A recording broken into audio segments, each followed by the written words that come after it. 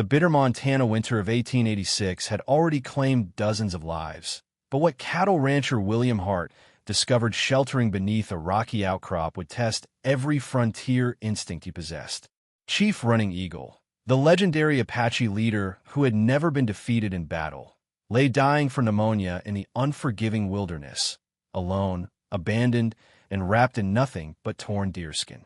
When William made the split-second decision to give his only blanket to his sworn enemy, he triggered a chain of events that would bring an entire Apache nation to his doorstep at dawn.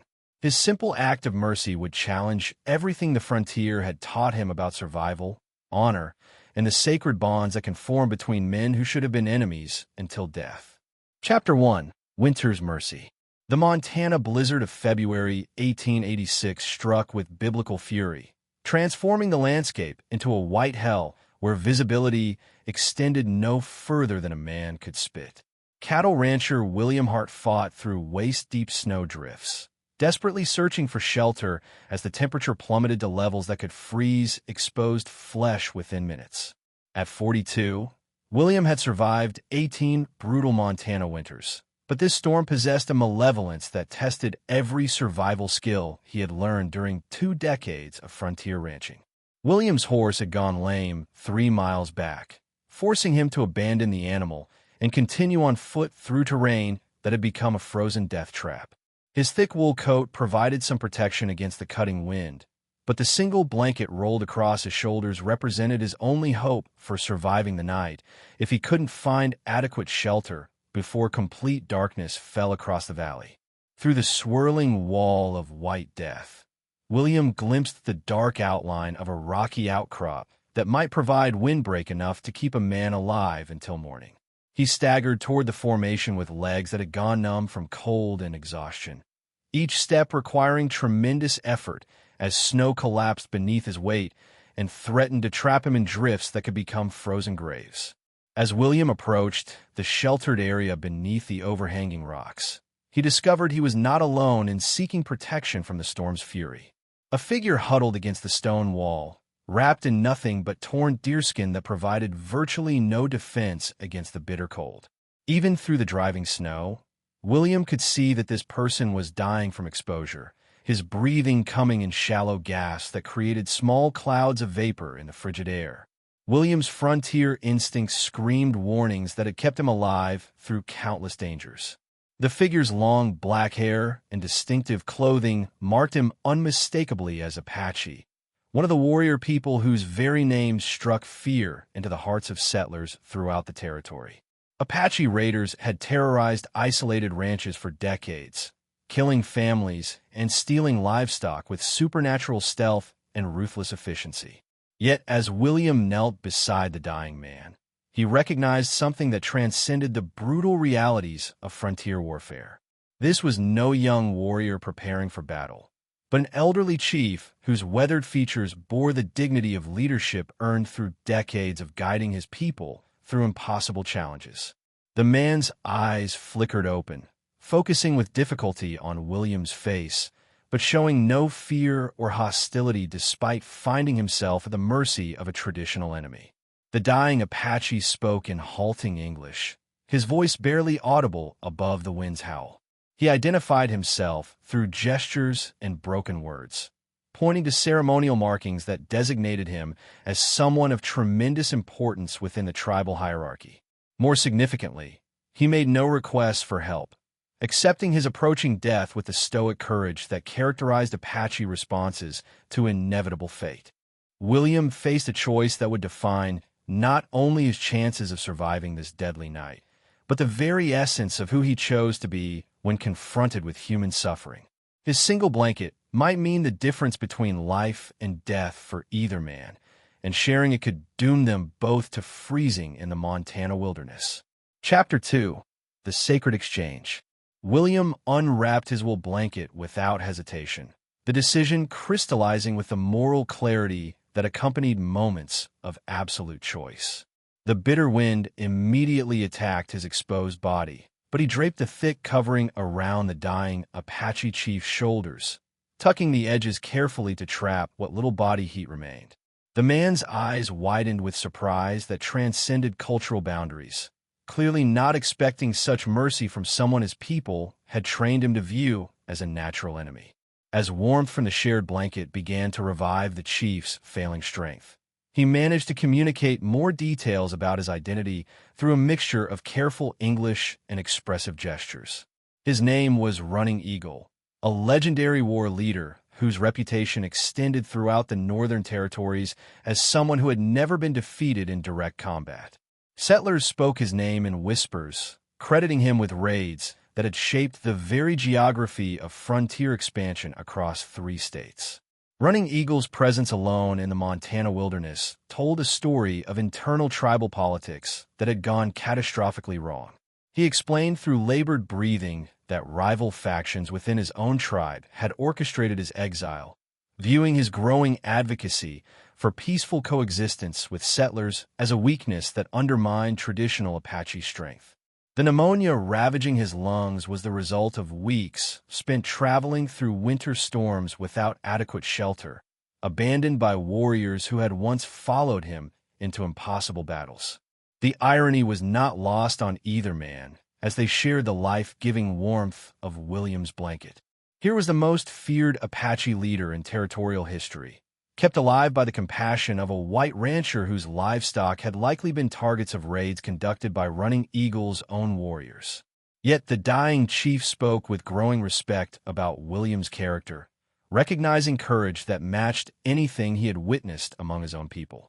Running Eagle's condition continued deteriorating despite the blanket's protection, his breathing becoming increasingly shallow as pneumonia claimed victory over even his legendary constitution.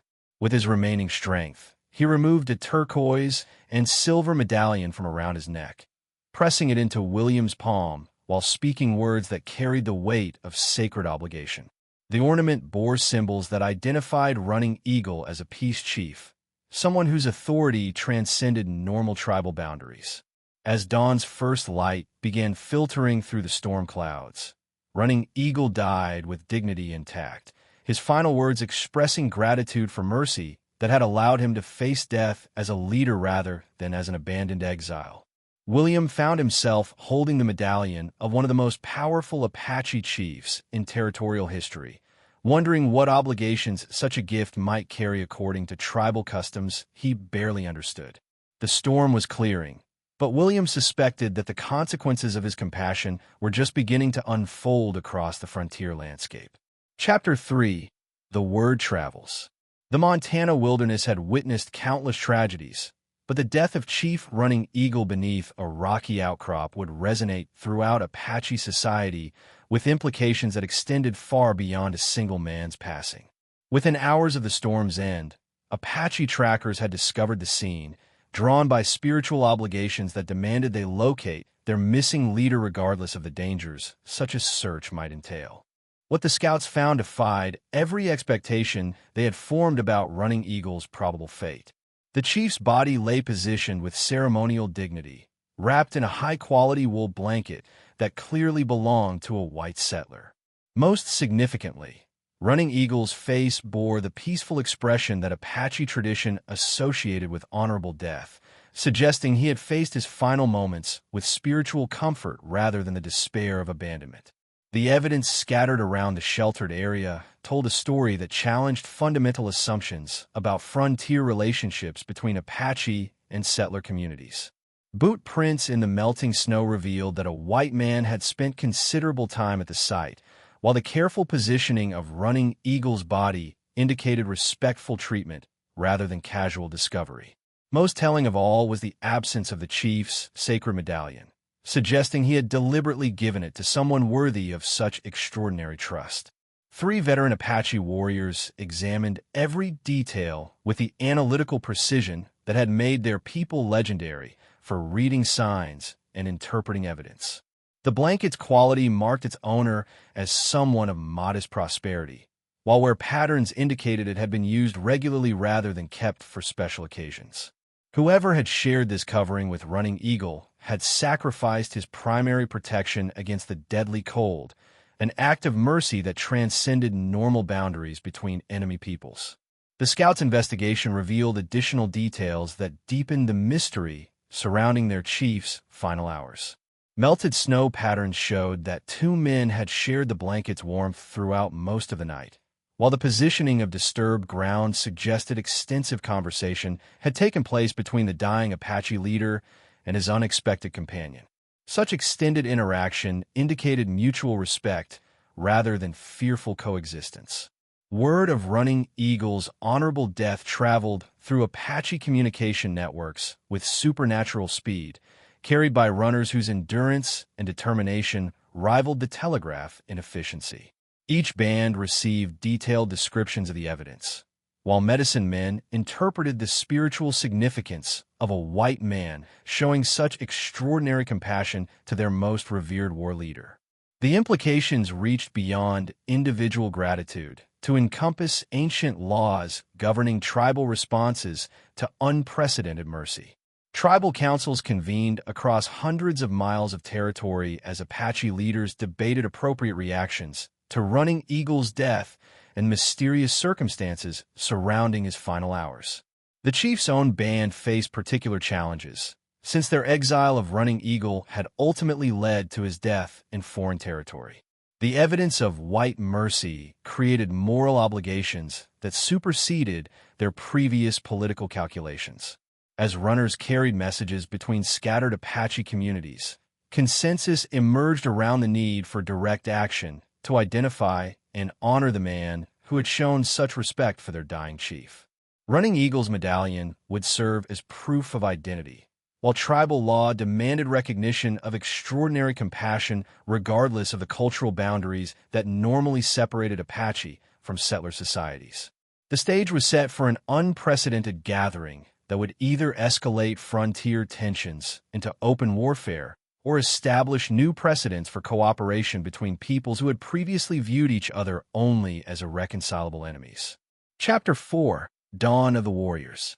Dawn broke over William's modest ranch with a silence that spoke of forces beyond normal frontier experience. The usual sounds of awakening wildlife had vanished completely, replaced by an otherworldly quiet that made the crisp morning air feel charged with supernatural tension. William stepped onto his wooden porch to tend his remaining cattle and froze at the sight that greeted him across the snow-covered valley floor. Hundreds of Apache warriors had materialized during the night like spirits emerging from the earth itself. Men on horseback sat motionless in perfect formation, arranged in ceremonial patterns that stretched across the entire width of his property. They had positioned themselves without making a sound, their legendary stealth allowing an entire war party to surround his ranch while he slept peacefully inside his cabin, unaware that his solitary existence was about to be transformed forever. At the center of this impressive gathering sat an elderly Apache man whose bearing commanded immediate respect from every warrior present. His weathered face bore the wisdom of countless winters spent guiding his people through impossible challenges, while eagle feathers adorned his silver hair in patterns that designated him as someone who communicated directly with the spirit world. Ceremonial clothing marked him as a medicine man whose authority transcended normal tribal boundaries. William's military experience from his cavalry days told him that this massive gathering represented ceremonial business rather than hostile preparation. The disciplined positioning of warriors, the presence of tribal elders, and most importantly, the absence of war paint or aggressive postures created an atmosphere of solemn respect that transcended the usual tensions between cultures. Every weapon remained secured rather than ready for combat. The medicine man dismounted with ceremonial precision, his movements calculated to demonstrate respect for both Apache tradition and William's property rights. He approached alone while hundreds of warriors maintained perfect silence, their discipline evident in their motionless observation of the unfolding ceremony. When he spoke, his voice carried across the morning stillness with authority that commanded attention from every person present. The Apache leader's words, delivered in careful English, revealed that he was Gray Hawk, spiritual guide to Running Eagle's band and keeper of sacred laws that govern tribal responses to extraordinary acts of mercy. His presence meant that William's compassion during the blizzard had triggered spiritual obligations that superseded normal political boundaries between Apache and settler communities. The medallion William carried would serve as proof of Running Eagle's final gift, while tribal custom demanded recognition of unprecedented kindness regardless of cultural differences.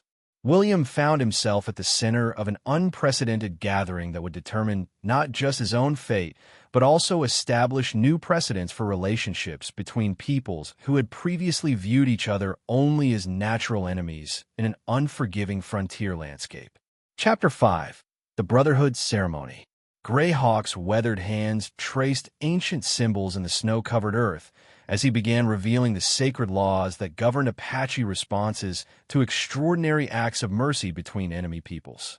His voice carried the weight of generations as he explained how William's sacrifice during the blizzard had invoked spiritual obligations that transcended normal boundaries separating Apache and settler communities. According to tribal traditions older than recorded memory, any person who willingly risked death to comfort a dying Apache leader became bound to the tribe through a sacred debt that could only be honored through formal adoption. The medicine man's revelation extended far beyond simple gratitude for the compassionate treatment of Running Eagle's final hours. The legendary chief had been exiled by his own people for advocating peaceful coexistence with territorial settlers, a stance that tribal hardliners had viewed as dangerous weakness.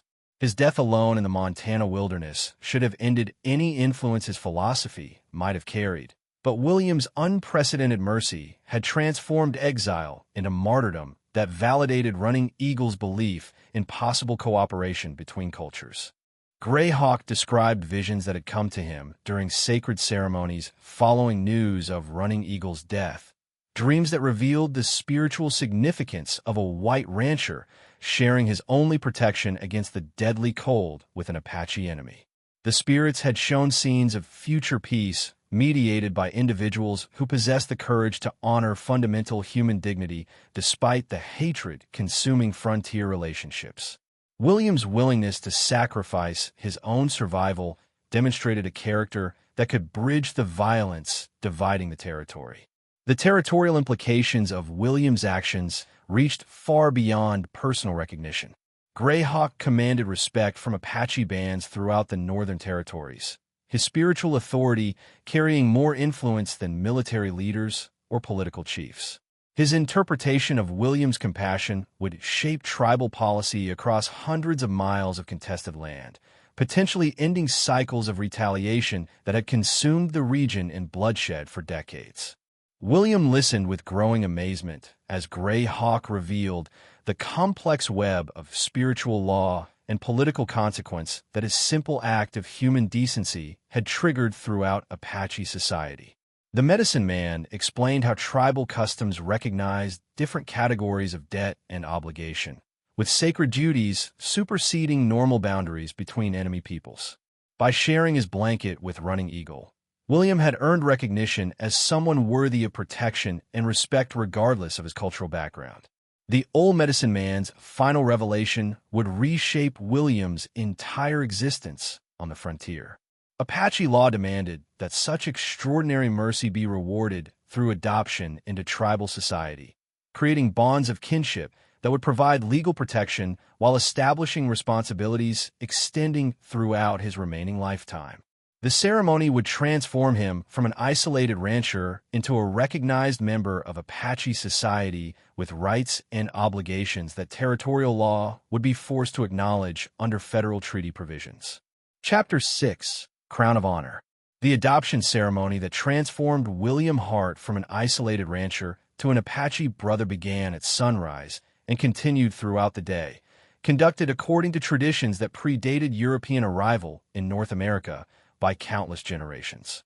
Greyhawk led the rituals with ceremonial precision, marking William's forehead with sacred symbols using pigments mixed from earth and spiritual herbs. The scarification process represented spiritual rebirth, creating bonds that Apache law considered more binding than blood relationships established through birth alone. William's transformation extended beyond symbolic recognition to encompass genuine responsibilities that would define his remaining years on the frontier. His ranch became neutral ground where Apache families could conduct peaceful trade with territorial merchants under federal protection. While his unique status provided legitimacy that prevented either culture from viewing such activities as threatening or suspicious. Greyhawk's blessing carried enormous weight throughout Apache society, making William's word valuable in negotiations that had previously been impossible between hostile peoples. The crowning moment of the ceremony came when Greyhawk placed Running Eagle's sacred headdress upon William's head, formally designating him as a peace chief with authority that transcended normal cultural boundaries.